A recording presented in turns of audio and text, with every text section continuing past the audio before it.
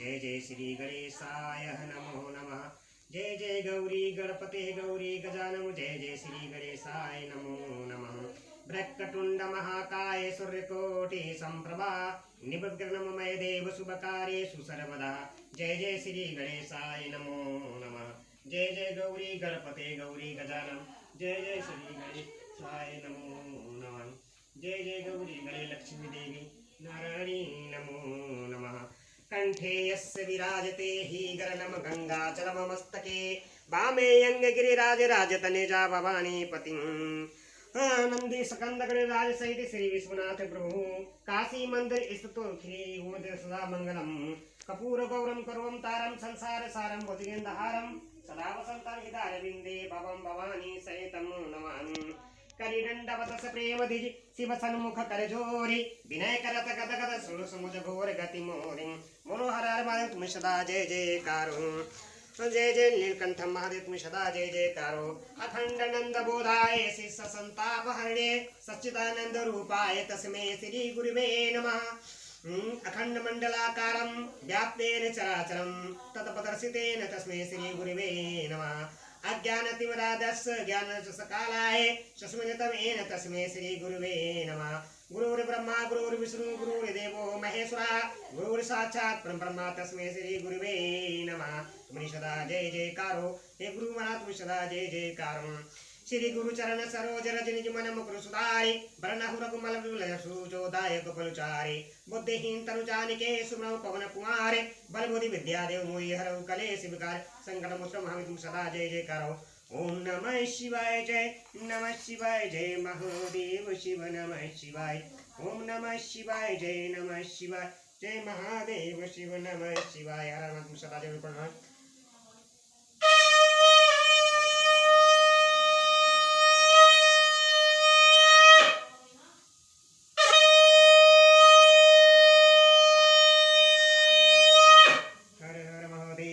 पुत्र हनुमान संकट मोचन सदा जय जयकार नीलकंठ महादेव। ओम नमः शिवाय। हर हर महादेव सदा जय जयकार नीलकंठ महादेव सदा जय महादेव प्रभु। ओम नमः शिवाय। जय सीताराम जय सीताराम। मैं यूट्यूब चैनल के माध्यम से सबको नमस्कार करता हूँ। बोलो जय सीताराम जय सीताराम जय सीताराम जय सीताराम। मैं श्री शिव महापुराण कथा भक्तजनों सबको सुना रहा हूँ। जो कल कथा मैंने सुनाई थी यूट्यूब चैनल के माध्यम से शंखचूड़ का असुर राज अभिषेक और उसके द्वारा देवों का अधिकार छीना जाना, देवों का ब्रह्मा जी के शरण में जाना, ब्रह्मा का उन्हें साथ लेकर विष्णु के पास जाना, विष्णु द्वारा शंखचूड़ के जन्म का रहस्य उद्घाटन और फिर सबका शिव के पास जाना और शिव भक्त शिव सभा में उनकी झांकी करना तथा अपने अभिप्राय प्रकट करना। जय बोलो सदा जय जयकारो। हर हर महादेव सदा जय जयकारो। जो मैं आज कथा सुनाने जा रहा हूँ यूट्यूब चैनल के माध्यम से भक्तजनों जय सीताराम जय सीताराम। यूट्यूब से नमस्कार करता हूँ भक्तजनों। मैं आज श्री शिव महापुराण कथा यूट्यूब चैनल के माध्यम से सुनाने जा रहा हूँ। जो कथा है देवताओं के रुद्र के पास जाकर अपना दुख निवेदन करना, रुद्र द्वारा उन्हें आश्वासन और चित्ररथ को शंखचूड़ के पास भेजना, चित्ररथ के लौट आने पर रुद्र का गणों पुत्रों और भद्राकाली सहित युद्ध के लिए परिस्थान। उधर शंखचूड़ का सेना सहित पुष्प भद्रा के तट पर पांडव पड़ाव डालना तथा और दानवराज के दूत और शिव की बातचीत। जय बोले। जो इस कथा को सुनेगा आगे शेयर करेगा, लाइक करेगा, कमेंट करेगा, भगवान शिव माता गौरा पार्वती भक्तजनों आप सबको कृपा बनाए रखेंगे। तुम सदा जय जयकार हो। सनत कुमार जी कहते हैं कि मुने तदंतर जो अत्यंत दीनता को प्राप्त हो गए थे उन ब्रह्मा और विष्णु का वचन सुनकर शिवजी मुस्कुराए और मेघा गर्जना के समान गंभीर वाणी से बोले। शिवजी ने कहा कि हे हरे, हे ब्राह्मण, तुम लोग शंखचूड़ का उत्पन्न हुए भय को सर्वथा त्याग दो, निस्संदेह तुम्हारा कल्याण होगा। मैं शंखचूड़ का सारा वृत्तांत यथार्थ रूप से जानता हूँ। यह पूर्व जन्म में एक गोप था, बोल सदा जय जयकार, था जो ऐश्वर्यशाली भगवान श्री कृष्ण का भक्त था। इसका नाम सुदामा था। वही सुदामा राधा जी के शाप से शंखचूड़ नामक दानवराज होकर उत्पन्न हुआ है। यह परम धर्मज्ञ और देवताओं से द्रोह कराने वाला है। यह दुर्बुद्धिवश अपने उत्कृष्ट बल के भरोसे संपूर्ण देवगणों को लंकेश दे रहा है अब तुम लोग प्रेम पूर्वक मेरी बात सुनो और देवों को आनंदित करने के लिए शीघ्र ही कैलाशवासी रुद्र के समीप जाओ। वह रूप मेरा ही उत्तम पूर्ण रूप है। मैं ही देव कार्य की सिद्धि के हेतु पृथक स्वरूप धारण करके वहां प्रकट हुआ हूँ। मेरा वह रूप ऐश्वर्यशाली तथा परिपूर्णतम है। हरे, इसीलिए मैं भक्तों के वशीभूत हो कैलाश पर्वत में सदा निवास करता हूँ। तदंतर कैलाश पहुंचकर देवताओं ने भगवान महेश्वर की स्तुति की और अंत में कहा कि महेशान, आप तो कृपा के आकार हैं। दीनों का उद्धार करना तो आपका बाना ही है। प्रभु, दानवराज शंखचूड़ का वध करके इंद्र को उसके भय से मुक्त कीजिए और देवों को इस विपत्ति से उबारिए। तब भक्तवत्सल शंभु देवताओं की इस प्रार्थना को सुनकर हंसे और मेघा गर्जना की सी गंभीर वाणी में बोले। शंकर ने कहा कि हे हरे, हे ब्राह्मण, हे देवगण, तुम लोग अपने अपने स्थान को लौट जाओ। मैं निश्चय ही सैनिकों सहित शंखचूड़ का वध कर डालूंगा। इसमें तनिक भी संशय नहीं है। सनत कुमार जी कहते हैं कि व्यास जी, महेश्वर के उस अमृत वाणी वचन सुनकर संपूर्ण देवताओं को परम आनंद प्राप्त हुआ। उस समय उन्होंने समझ लिया कि अब दानव शंखचूड़ मरा हुआ ही है। तब महेश्वर के चरणों में प्रणिपात करके विष्णु वैकुंठ और ब्रह्मा सत्यलोक को चले गए। तब संपूर्ण देवता भी अपने अपने स्थान को प्राश्चित हुए। इधर उन महारुद्र ने जो परमेश्वर दुष्टों के लिए काल रूप और सत्य पुरुषों की गति है, देवताओं की इच्छा से अपने मन में शंखचूड़ के वध का निश्चय किया। तब उन्होंने प्रसन्नता पूर्वक अपने प्रेमी गंधर्वराज चित्ररथ को दूत बनाकर शीघ्र ही शंखचूड़ के पास भेजा। चित्ररथ ने वहां जाकर शंखचूड़ को खूब समझाकर कहा कि परंतु उसने बिना युद्ध किए देवताओं को राज लौटाना स्वीकार नहीं किया और कहा, मैंने ऐसा दृढ़ निश्चय कर लिया है कि महेश्वर के साथ युद्ध किए बिना ना तो मैं राज्य ही वापस दूंगा और ना ही अधिकार को ही लौटाऊंगा। तू कल्याण करता रुद्र के पास लौट जा और मेरी कही हुई बात यथार्थ रूप से उनसे कह दे। मैं जैसा उचित समझेंगे वैसा करेंगे। तू व्यर्थ बकवाद मत कर। संत कुमार जी कहते, मुनि श्रेष्ठ, यूं कहे जाने पर वह शिवदूत पुष्पदंत चित्ररथ अपने स्वामी महेश्वर के पास लौट गया और उसने सारी बातें ठीक कह दी। तब उस दूत के वचन को सुनकर देवताओं के स्वामी भगवान शंकर क्रोध आ गया। उन्होंने अपने वीरभद्र आदि गणों से कहा कि रुद्र बोले, हे वीरभद्र, हे नंदिनी, हे क्षेत्रपाल, आठों भैरव, मैं आज शीघ्र ही शंखचूड़ का वध करने के लिए निमित्त चलता हूँ। अतः मेरी आज्ञा से मेरे सभी बलशाली गण आयुधों से भी लैस होकर तैयार हो जाएं और अभी कुमार स्वामी कार्तिक और गणेश के साथ रथ यात्रा करें। भद्रकाली भी सेना के साथ युद्ध के लिए परिस्थान करे। सनत कुमार जी कहते हैं कि उन्हें ऐसी आज्ञा देकर शिव जी अपनी सेना के साथ चल पड़े। फिर तो सभी वीरगण हर्षमग्न होकर उनके पीछे चलने लगे। इसी समय संपूर्ण सेनाओं के अध्यक्ष स्कंद और गणेश भी हर्ष से भरे हुए कवच धारण करके शास्त्र शिवजी के निकट आ पहुंचे। फिर वीरभद्र, नंदी, महाकाल, सुभद्रक और विशालाक्ष और बाण और पिलाक्ष और विकपन और विरूप और प्रकृति और मणिभद्र, बक्कल और कपिल, धिग्र, दृष्ट और विकार, तग्र, लोचन और कलंकर और बलिभद्र और काली चिन्ह और कुटीचर, बलोअंत्र और रणलहस और ध्रुजय तथा दुर्गम आदि गणनायक जो प्रधान प्रधान सेनापति थे, शिवजी के साथ चले। उनके गणों की संख्या करोड़ों करोड़ों करोड़ों करोड़ों करोड़ों थी। आठों भैरव, एकादश एकादश भयंकर रुद्र, आठों वसु, इंद्र, बारह आदित्य आदित्य अग्नि और चंद्रमा, विश्वकर्मा, दोनों अश्विनी कुमार, कुबेर एवं निश्चित और नल कुंवर, वायु, वरुण, बुध, मंगल तथा अनन्य ग्रह, पराक्रमी, कामदेव, उग्र उग्रदष्ट और उग्रदंड और क्रोट तथा कुटुंब आदि ने भी शीघ्र ही महेश्वर का अनुगमन किया। स्वयं महेश्वर देवी भद्रकाली भी सौ भुजा धारण करके शिवजी के साथ चली। वे उत्तम रत्नों से बनी हुई विमान पर अरूढ़ थी। उनके शरीर में लाल चंद्र का अनुलेप लगा था और लाल वस्त्र शोभा पा रहा था।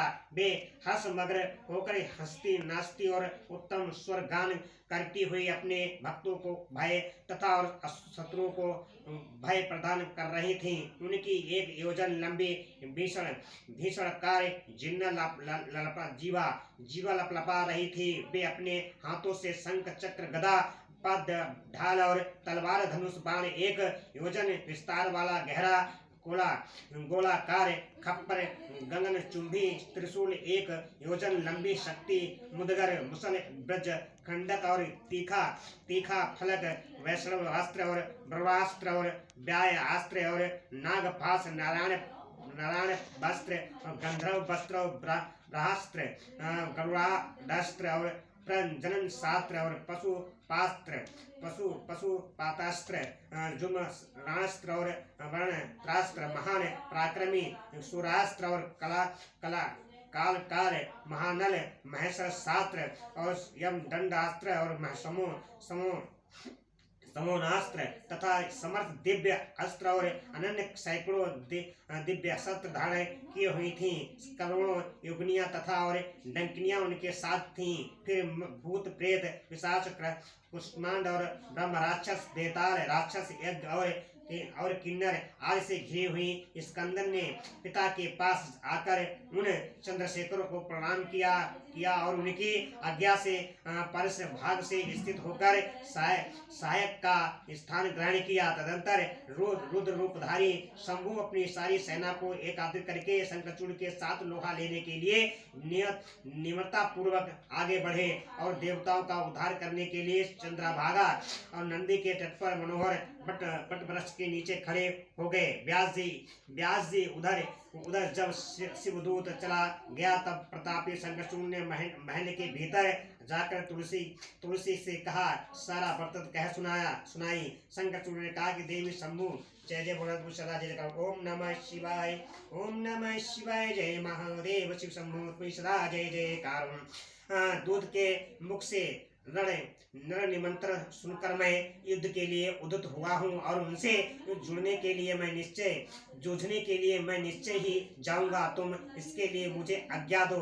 यूं कहकर उस ज्ञानी ने अपनी प्रिया को नाना प्रकार से समझाया। फिर ब्रह्म मुहूर्त में उठकर प्रातः कृत्य समाप्त किया और पहले नित्यकर्म पूरा करके बहुत सा दान दिया। तत्पश्चात अपने पुत्र को संपूर्ण दानों के साथ राज्याभिषेक करके उसे अपने भर्या राज्य और सारी संपत्ति समृद्ध कर दी। पुनः जब उसकी प्रिया तुलसी रोती हुई उसके रण यात्रा का निवेदन करने लगी तब राजा शंखचूड़ ने नाना प्रकार की कथाएं कहकर उनसे ढाढ़स बनाया। तदंतर उसे समाद्रद दानवराज ने कवच धारण करके युद्ध करने के लिए उद्यत हो अपने वीर सेनापति को बुलाकर उसने आदेश देते हुए कहा। शंखचूड़ ने बोला कि सेनापति, मेरे सभी वीर जो संपूर्ण कार्यों में कुशल और समर में शोभा पाने वाले हैं, आज कवच धारण करके युद्ध के लिए प्रस्थान करें। सूरवीर दानवों और दैत्यों की 86 टुकड़ियां तथा और बलशाली कंकड़ों की निर्भय सेनाएं अस्त्र शस्त्र से सुयोजित होकर नगर से बाहर निकले। करोड़ों प्रकार से पराक्रम प्रकट करने वाले जो असुरों के 50 कुल हैं, वे भी देवों के पक्षपाती शंभु से युद्ध करने के लिए उपस्थित हो। मेरी आज्ञा से धमरों के 100 कुल भी कवच से विद्युत को शंभु के साथ लोहा लेने के लिए शीघ्र ही निकले कालकियों मर्यों दैद्रियों तथा और कालकों को भी मेरा यह आज्ञा सुना दो कि रुद्र के साथ संग्राम करने के लिए रण सामग्री से सुसज्जित हो चले। सनत कुमार जी कहते कि मुने सेनापति को यूं आदेश देकर असुरों का राजा महाबली दानव वेंद्र शंकरचूड़ शास्त्रों प्रकार की बहुत बड़ी सेनाओं से घिरा हुआ नगर से बाहर निकला।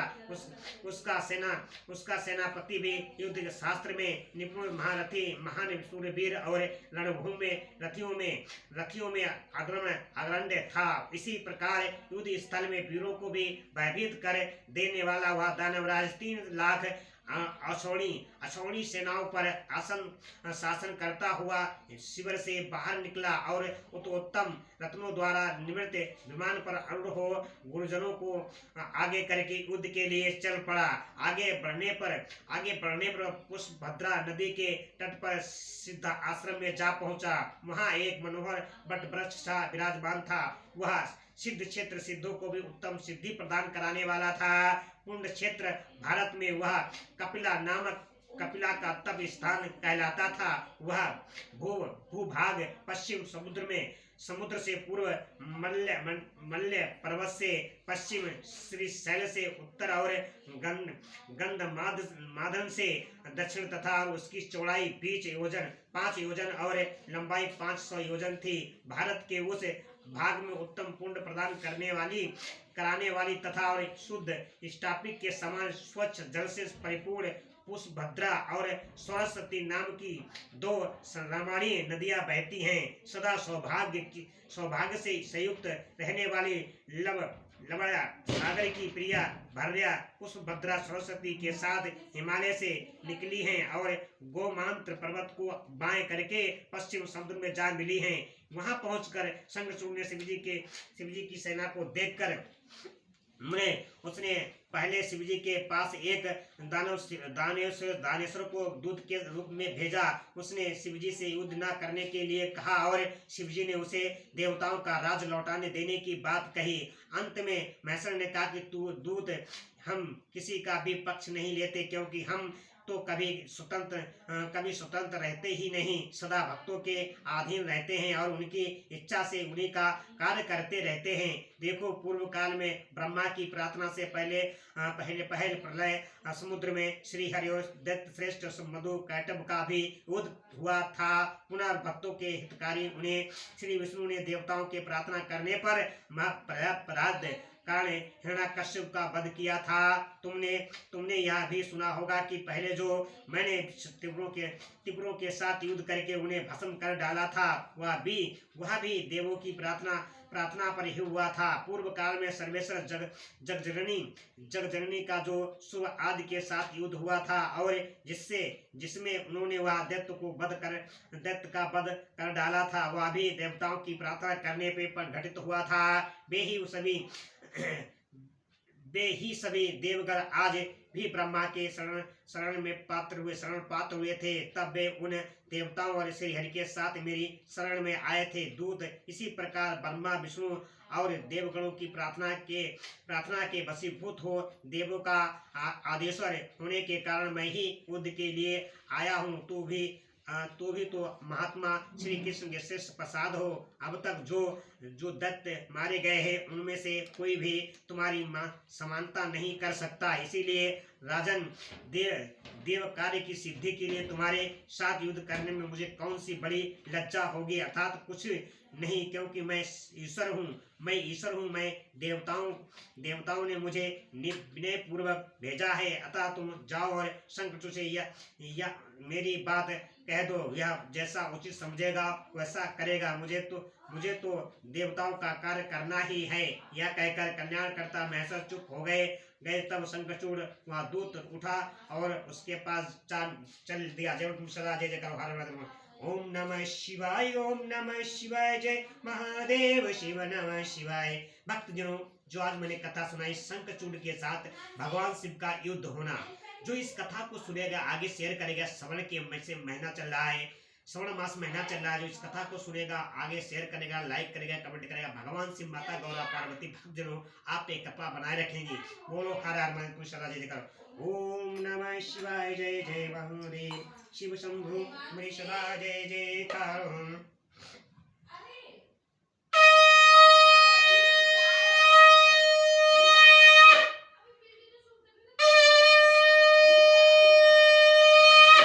ओम हर हर महादेव, नमः शिवाय, जय जय शिव शंभु महादेव, नीलकंठ महादेव, सदा जय जयकार। हे प्रभु